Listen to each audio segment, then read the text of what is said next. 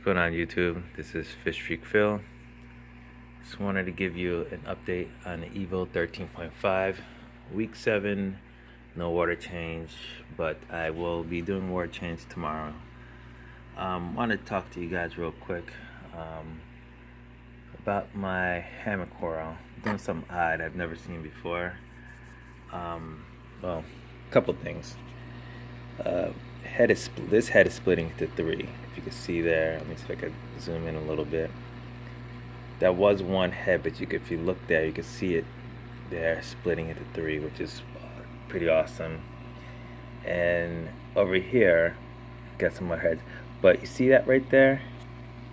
Right there, it's like a little bubble that's formed in there. And sorry about that, but during the I notice it does expand as the coral kind of, as the arms go out and stuff like that. But I've never seen that before in a hammer coral. I don't know what it is. I'm gonna do some research and ask around. But if you ever seen anything like that, please comment. That'd be awesome to kind of know what that is, or once again, I'm not going to bother it too much. Just kind of let nature do its, take its course. Obviously, it's healthy. Coral's healthy because you can see the head splitting. So I'm not sure what that is. So I don't know. When I find out, I'll let you guys know.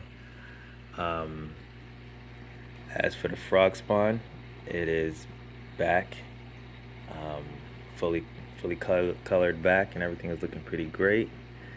I did add some green torch in here, but that's just this is really just a holding it in here for a while.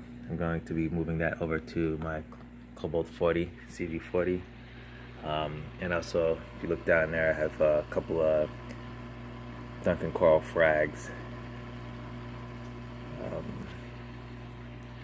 Yeah, so it's all looking pretty good. Clowns are acting pretty. Whoa, it's my tail spot blenny holding it down. Man, those tail spot blennies, this tail spot blenny does not play. Hey, those clowns, you think the clowns are running ship, but you get too close to his home, he will definitely hold his own. Yeah, I actually seen him chase the clown around a few times, trying to mess with him.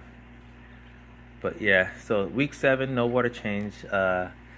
My coral, you can't see it right now, but my gravel is getting a little bit algae buildup, and the reason for that, one of the main reasons for that, the fish that I had in this tank that was basically tending the gravel was a oh gosh, now I'm forgetting the name, I'm blanking here. Rainford goby. There it is. And it did a wonderful job in keeping the gravel like white. Over the weekend I noticed he was gone. I had a mesh top so he didn't jump out. I haven't checked. The only other way he could have gotten out is if he could have squeezed down in the return, but there's really no room with the not a whole lot of room with the skimmer being there. But it has happened before. It's happened once before, and I did look down in there and I didn't see him or anything down in there. And if you can look, my Chato, I cut it in half, and look at that, it's back already doing its job. It's awesome. And I know I keep getting a lot of questions on the light that I have. It's really, let me just show you something, just to kind of clear up some questions you guys may have. It's not a big light or anything like that. It's literally just a LED light, and it's got 3 LEDs on it, and there's another one underneath. That's literally all I'm running for the Refusion lights. Nothing fancy. I got it off of Walmart. Walmart sells these tanks with these cheap LED hood lights, and I basically had one for a 10-gallon tank, and I just removed the lights, and I've kind of kept them, and I've kind of repurposed them for that.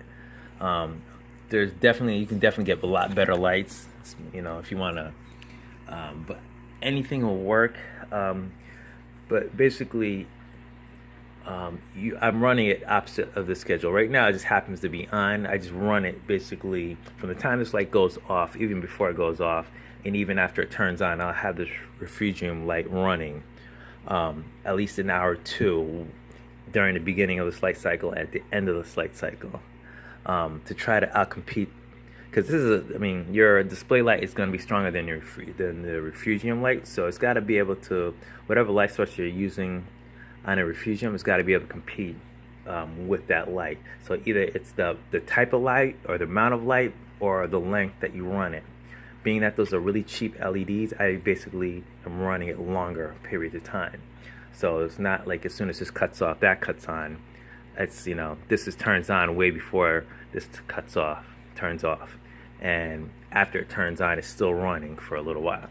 And I basically using a mechanical timer for the lights. But I actually am going to be doing a water change tomorrow, because I want to clean up. Here's the thing about not doing any water changes. There's some filth that does get into the back refugium area, and it'd be nice just to clean all that out, and give it a good. I'm thinking that I can probably get it. I can go further, but I think I'm going to do water changes probably once every 4 to 6 weeks, and only do about 2 to 3 gallon water change, whatever amount is in here. I forgot how much water is in the back here. I want to say it's probably about a gallon and a half to no more than that, probably about 2 gallons of water that gets held back in here, if that, to be honest. I'm not 100% sure, but whatever that amount is in the back area, I'm going to be doing, basically changing out there. I really don't do a whole lot in the display. I try to actually leave it as it is and kind of let things take its course. I'm finding that the less I keep, the more I keep my hands out of the tank, the better. That seems to be working for me.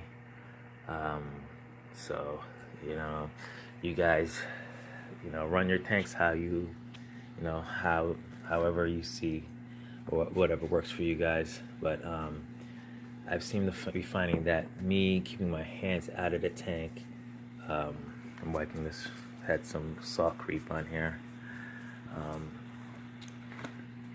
You know, whatever works for you, continue doing it. Try not to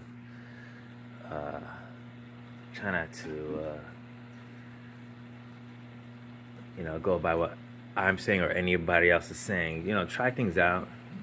You know, like I always say at the end of my videos, do your research, man. Do your research, try things out, and see what happens. Literally, that's all I'm doing, literally. And I'm a newbie in this. This tank will be, it's not even a year old yet, but it'll be a year old in the beginning of April. We'll be celebrating our 1 year birthday. And you know, like I said, I'm a newbie doing research and just trying things out. I'm hoping that these videos are helping you guys out, and it's good just to see what other people are doing and what they're trying out, and you know, seeing you know, what changes, positive and negative, are happening in the tank. And you know, it's kind of helpful to us all if we're all kind of in this together. You know, nobody gets into this to fail. So yeah, well, so far things are going pretty good. Wishing you guys much success on your adventures. Yeah, and this is week 7, no water change, and I think this will be, after this I will be starting over in terms of my water change scheduling and doing it like once every 4 to 6 weeks. I haven't quite figured it out. I just want to try to get this into a low maintenance, as low maintenance as possible, especially since I'm going to be setting up a larger tank. So you know, you don't want to, for me, 2 reef tanks I think is going to be enough to handle. So got to have at least one, is keep one as low maintenance as possible, so I can really really get the other one going and set up, and hopefully get that as well to a level where I don't have to, you know, be maintaining it much either. Anyway, this is my week 7 no water change update. Guys, have a good one. Do your research, try things out, and see what happens. Later, y'all.